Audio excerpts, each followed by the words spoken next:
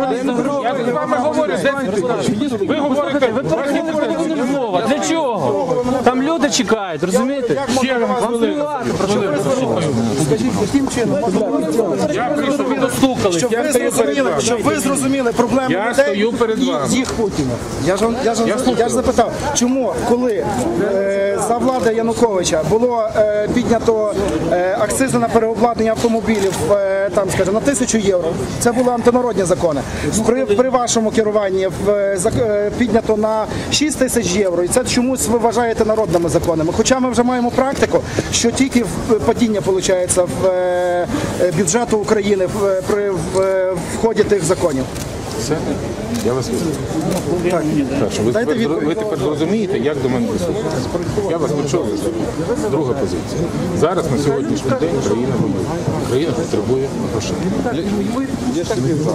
Так плювати. Вам буде краще, може вам зарплату підвищити. І все. Податкового закону це спільна позиція Верховної Ради. Я її розгляну.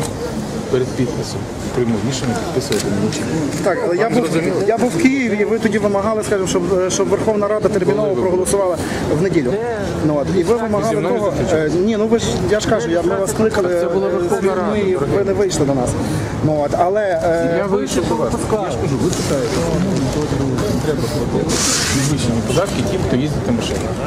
Я кажу, що країна воює. Для того, щоб фінансувати армію, треба платити податки. так, але приклад Бо тут сидіти і легше їхати, їздити на машинах легше, ніж їздити в містах.